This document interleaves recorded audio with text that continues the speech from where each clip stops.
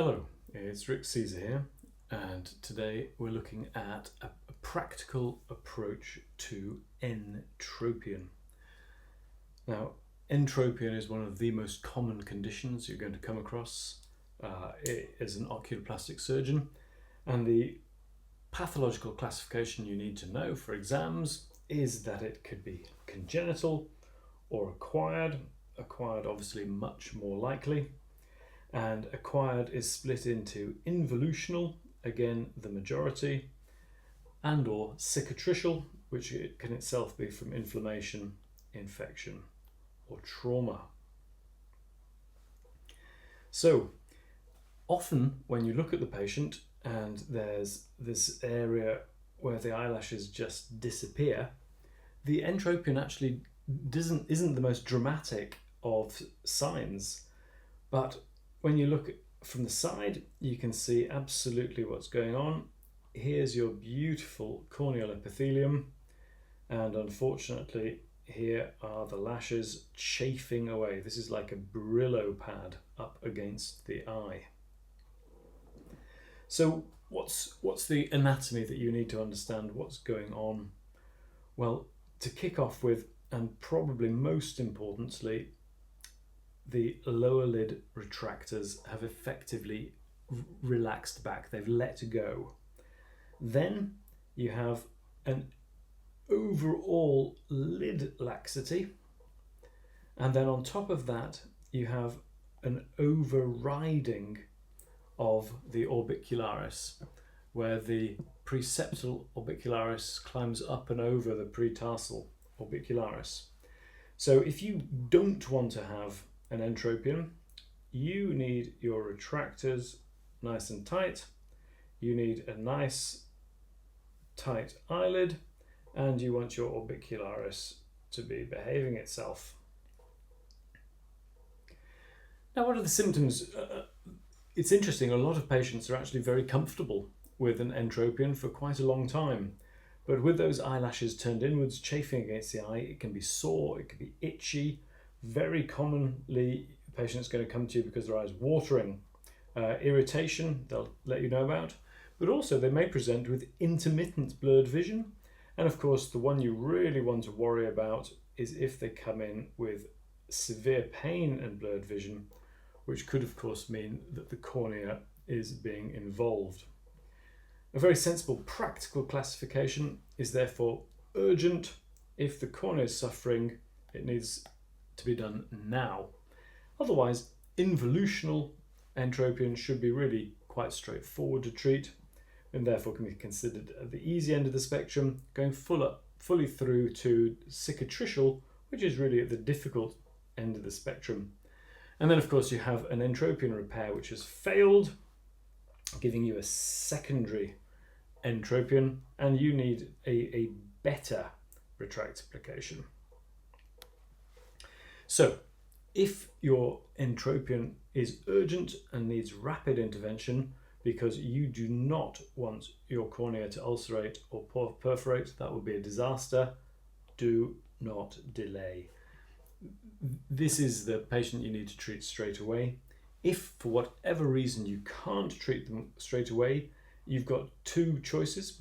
Botulinum toxin will take about 7 days to work, but if you think you've got 7 days safety, an everting suture is going to work immediately, but again, you may not have the facility to put in an everting suture. Asking the patient to tape their eyelid away from the eye really is very difficult for the patient to achieve, and I think a temporizing solution is much better to either with botulinum toxin or everting sutures. And of course, this is just a demonstration. Yep, there it is. That's a corneal ulcer, and here's rather unpleasant hypopion. This can be a blinding condition. You do want to avoid this. So when you think of these lashes simply as being not an issue, well, beware, because this is the whole point. An asymptomatic entropion can become symptomatic while you're waiting for the surgery. So when you examine the patient, you need to exclude a cicatricial cause. you want to work out how lax the lid is, and you want to know if there's been previous surgery. And then, of course, don't forget your opinion of how healthy the cornea is. Now, to tighten the lower lid, in exactly the same way as for ectropion, you've got a whole host of techniques at your disposal. So if this lower lid is lax, you could say perform a straightforward tarsal strip. You could do a very classic lateral wedge. You could do a Quickets procedure. So if there's the punctum, there's a nice straight line to the lateral canthus, and you're going to remove a portion here. So because all of this is released, you don't need to do the other portion of the pentagon. So Quickets is a nice technique. Another option might be a variation of a KZ. So you could actually trim off a little bit of skin while at the same time doing a wedge. Any of these options are going to work. The point is, in your armory, you have lots of techniques to tighten that lower lid. And now, here comes an absolute plethora of options to tighten your lower lid retractors. And you've got everting sutures, buried everting sutures, transconjunctival approaches, open approaches, Quickets, direct. And what I'm going to show in these next sequence of slides is that actually these really are all some different approaches but to achieve the same aim. So if you're putting in a simple everting suture, you're essentially passing your suture from outside the conjunctiva, and you're aiming to pick up the retractor and come out through the skin, and then pass your second arm through and out through the skin. And you're going to tighten this up, and what are you going to achieve? Well, you're going to achieve a direct pull, pulling the conjunctiva and hopefully the retractors to a point external, which will evert the upper lid. But problem there is, of course, the suture was exposed. So a much more elegant thing would be to bury your everting suture. So you've made a little stab incision through the skin. You've made a little stab incision through the conjunctiva. And now you still pass your suture in exactly the same way. You pick up your retractor, you pass through one arm, you pick up your retractor, you pass through the other arm, and it's going to be quite clear, isn't it, that when you tighten this up, you're going to have your suture passing through and through, giving exactly the same everting pull, but now with the benefit of not protruding. So a nice elegant buried suture. So this is very common. Little stab incision there and there. Another little stab incision there and there. Happy day. Double armed suture. Pass it through and out. Tighten it up. And then you can see we've also got a tarsal strip going on to tighten the lid. So transconjunctival retractor, well, you might want to leave the skin and orbicularis alone, but your principle is going to be pretty much the same. You've opened up the conjunctiva, you're going to get hold of your retractor, and you're going to pass it through to the just anterior surface of your tarsal plate, and you're going to tie that tight. And so your suture is effectively going to go from here to here, and the suture's knot is altogether buried and hidden away. And the elegance of this is that the only incision has been through the conjunctiva. We say elegant though, because of course you may still want to have an incision here in order to have a scar to prevent the overriding. So there are various factors you're taking into account when you're doing your entropion repair. What about an open retractor application? Well, this is where you, for example, are doing a quick so your entire upper eyelid portion is sitting there like this free-floating block. And the point is, you're still doing the same with your suture.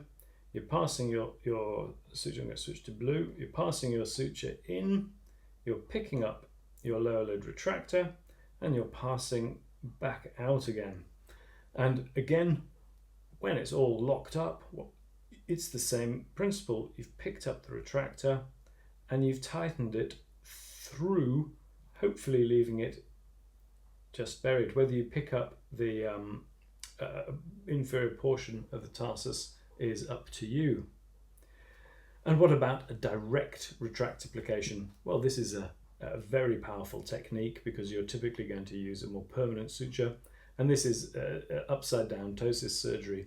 So you've made a very clear and definite dissection in, through and down. You've found your retractors, and therefore you've taken your suture, you've picked up the lower lid retractors, and you have advanced them to the base of the tarsus.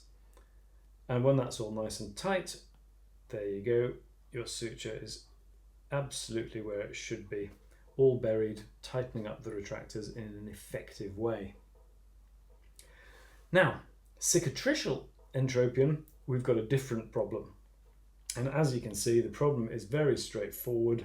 There is a force that is pulling the eyelid towards the eye. It's not involutional, it's tractional. So this has to be released. And fundamentally, you need to put some type of spacer graft in there to release the tension and let the lid move away from the eye. And at the same time, don't forget, you still need to put in your everting suture, your lower lid retractor plication suture.